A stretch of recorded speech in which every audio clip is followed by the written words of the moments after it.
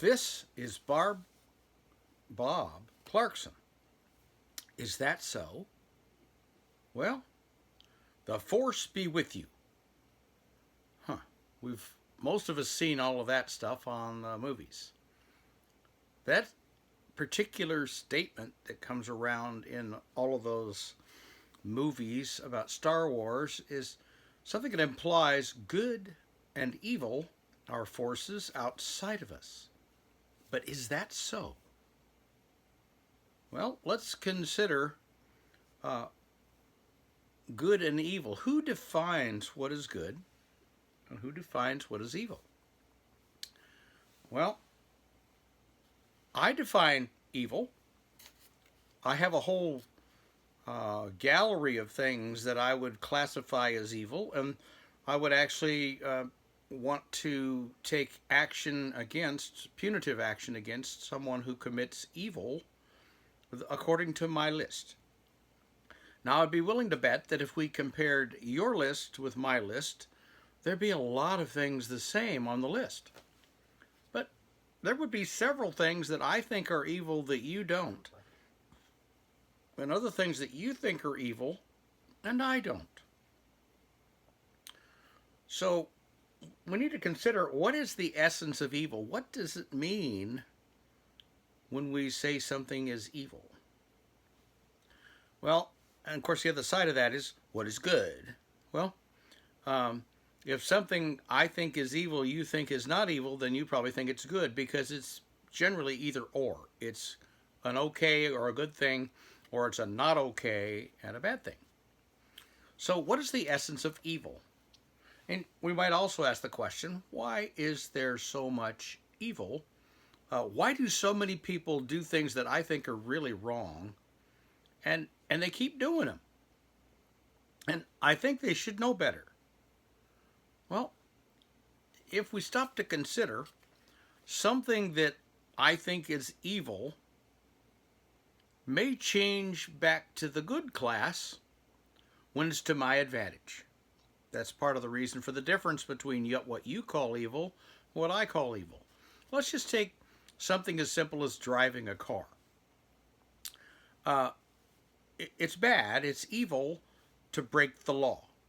Well, the law says the speed limit is 55, and there's the dashed yellow line down the middle, and the car in front of me is poking along, and I'm kind of in a hurry, and he's only going 45, and so I want to make sure that I get into the other lane, around the car, and back quickly enough that I don't crash into somebody on the other side.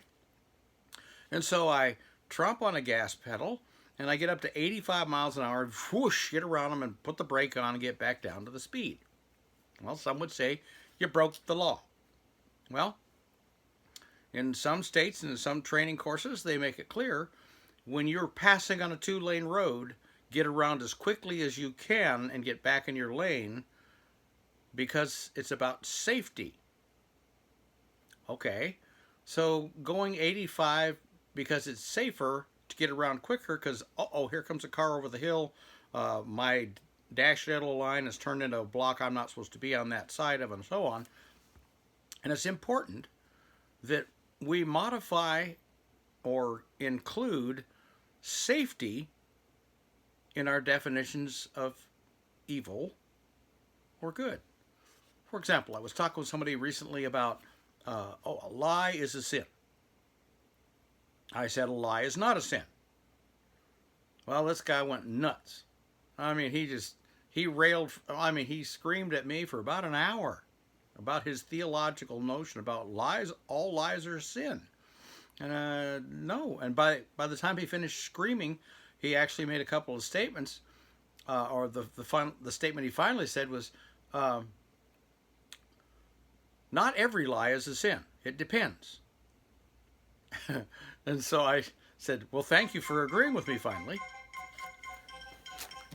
What is all this? Oh, that's my daughter saying. Okay.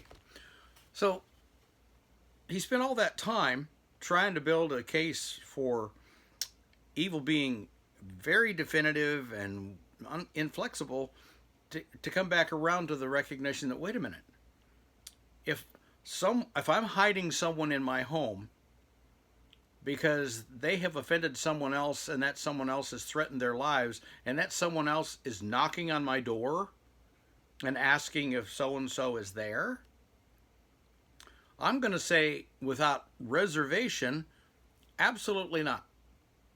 You want to come in? Check it out? Well, that was a bold-faced lie. But it wasn't sin, it wasn't evil, because the lie was going to save someone from murder. Now that gets into that category of relativism. Well, okay, some things are good depending on the circumstances. Well, that is really what life is all about. Life is full of chaos, contradiction, and all sorts of complication about this whole thing about evil and good. I'll be driving out of my neighborhood. The speed limit is supposed to be only 15 miles an hour. Well, I'm going 17 miles an hour, and people would say that's okay. But some people who are walking in my street, when my car whizzes past them at 17 miles an hour, it seems to them like I'm going 25 or 30 because they don't know how to judge it. All they know is it came real close, too close for comfort. And so they're reporting me to the neighborhood police, the association, that I'm speeding, and I wasn't. Well, we do that so much of the time. If we're in the car driving 17, driving by these people, we know how pokey slow that is. But it's about our perspective as well. So I was talking with a friend yesterday over lunch, and we were talking about, people doing so many stupid and wicked things. We just want to slap them naked or, whatever. And it's like the bottom line is, it depends. Well, every man's ways are right in his own eyes. Okay, that's true. You do the things that you think are right for you. And what might be good and right for you might cause me harm.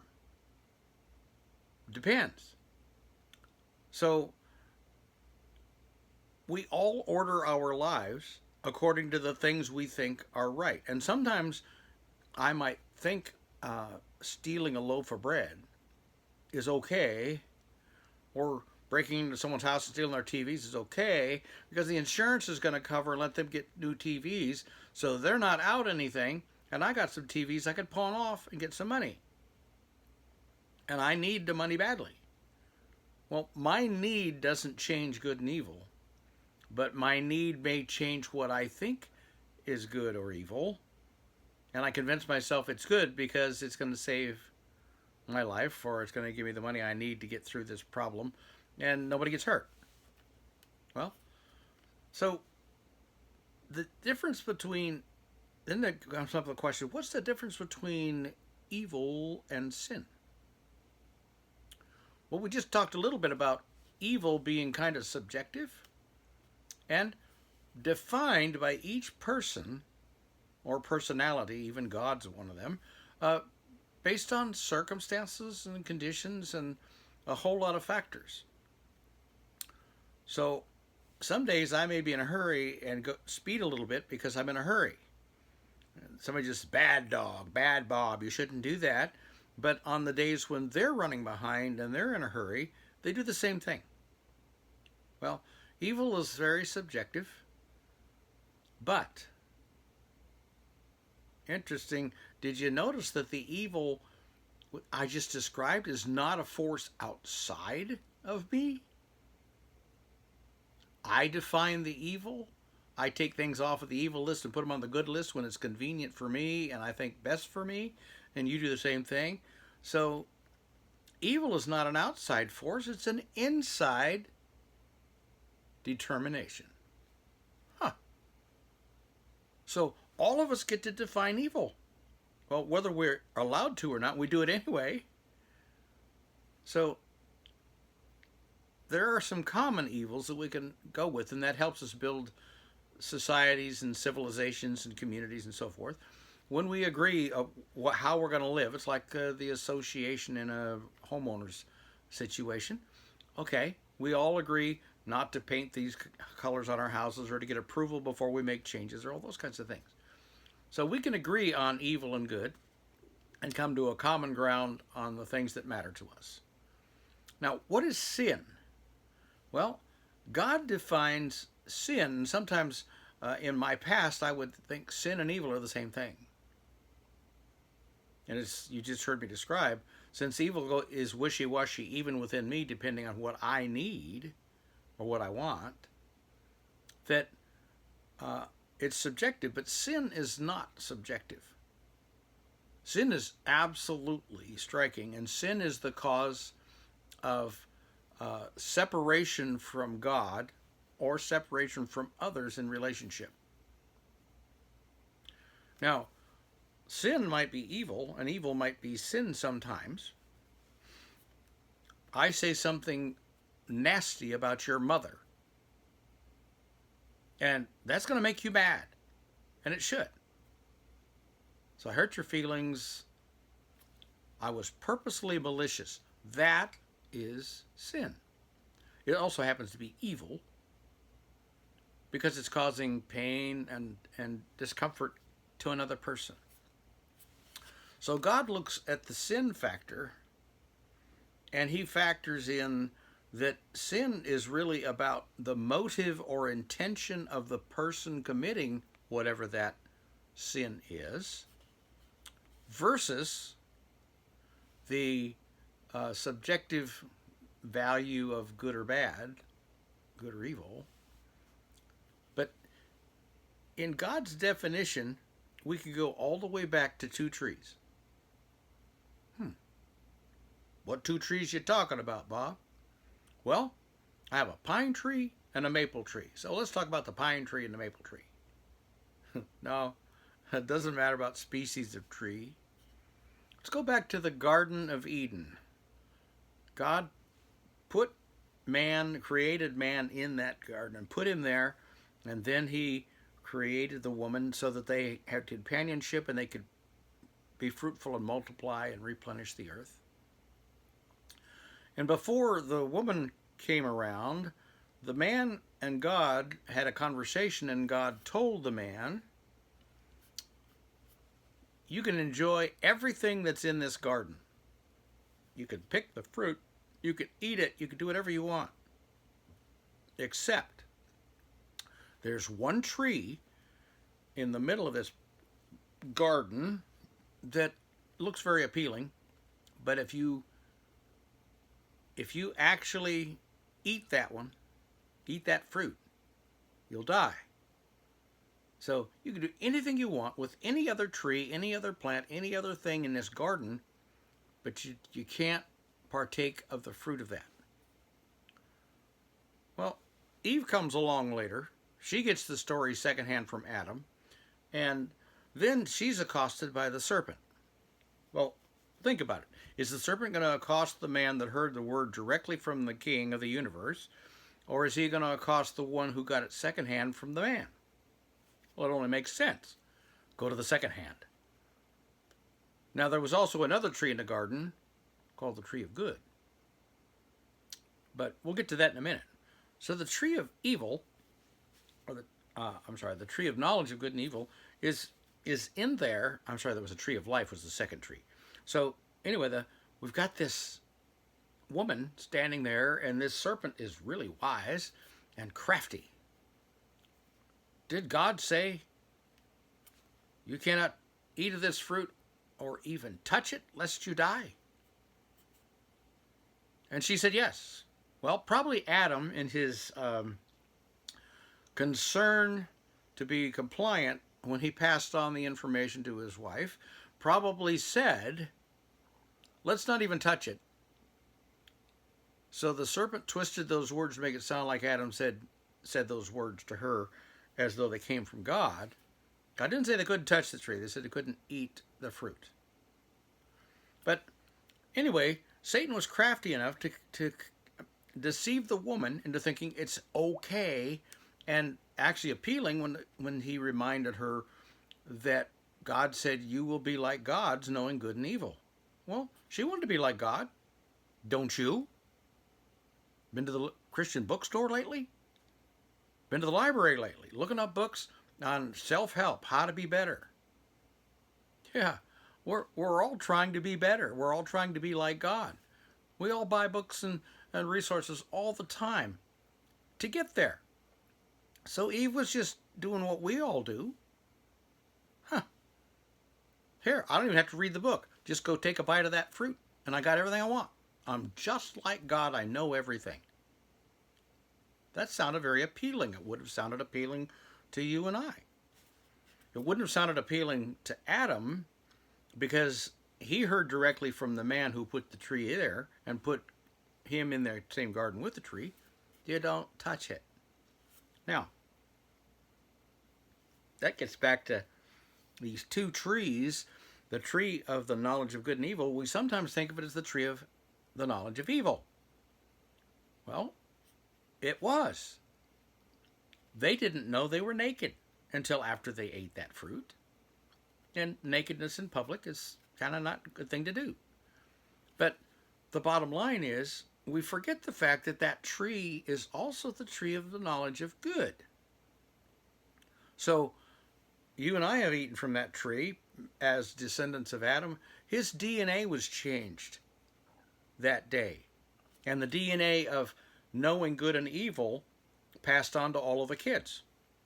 Adam and Eve both had to participate in that disobedience, and then every child born thereafter had the problem. It's like whenever the cancer gene got large enough to create cancers in people, the rest of the family line tend to have a what we call a tendency, a predisposition to get cancer too. I've seen that in my family. You've probably seen it in yours. So when we're talking about the garden and the trees, we're talking about the reality of what is the difference between sin and evil from the perspective that evil is subjective and you can go back and forth, but sin remains the same, and it's because of this. Sin is always, only and ever about relationship, breaking relationship. Now, the ultimate consequence of sin is being separated from God for eternity. That's the final round. That's the final answer. So, sin has to be dealt with in a way that we can mitigate against that negative consequence of eternal separation from God. And so how do we do that? Well, let's consider again, the tree of knowledge is about selfishness. The tree of knowledge of good and evil is about looking out for my own best interest. It's the tree really of death to relationship when I get selfish enough to actually hurt the feelings of or offend someone that I want to be in relationship with. When we break relationship with somebody, it's because one or the other of us has done something that's offensive to the other. But sin is breaking relationship. Why is adultery sin? It's because another person is coming in between a man and his wife and breaking that relationship and taking something not his. Why is thievery wrong? We're stealing something that belongs to somebody else. Why is coveting your neighbor's stuff wrong? Because it's keeping you from being in relationship with that person because you want to take away something they have selfishly and go off with it. So all of the 10 commands are about breaking relationship. God's not concerned about crossing the double yellow line to get around a tractor. He's not concerned about me speeding a little bit. That isn't his issue. His issue is breaking relationship first with him and also with others. Okay, so if we're eating from the knowledge, we've eaten from the tree of knowledge of good and evil, everyone knows what God knows and what he would define as good and evil. And looking at this relationally speaking concept I just expressed, we all know what sin is. So no one has the excuse, I didn't know. Because once Adam had eaten of the tree of knowledge of good and evil.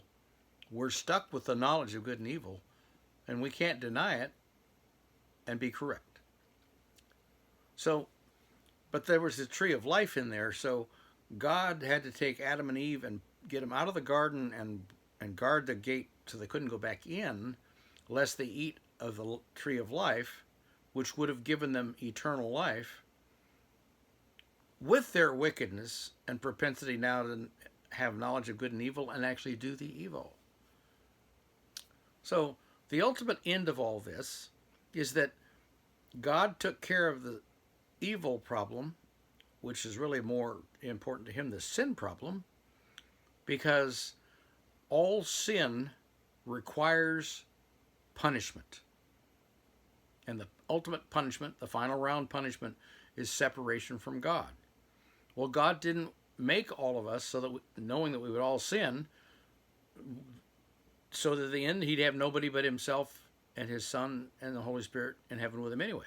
He made us to ultimately populate heaven, and those of us who wanted to be with him in relationship, in a good relationship, could go there.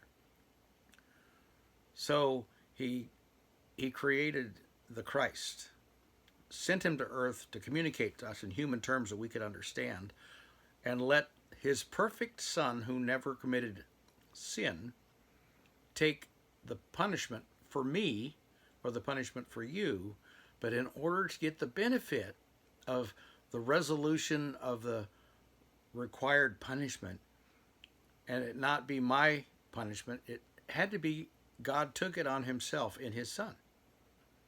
Now, for that to work for me, I have to believe that Jesus is God. I have to believe that he actually lived a perfect life. I have to believe that he actually died on a cross and that he actually was raised from the dead. Well, I do believe those things.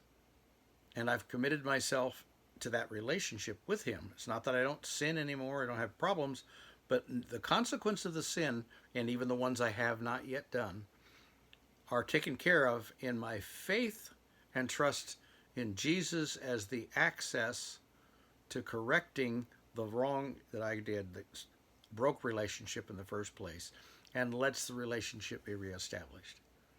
I'm not suggesting you go out and try to be a Messiah for anybody else.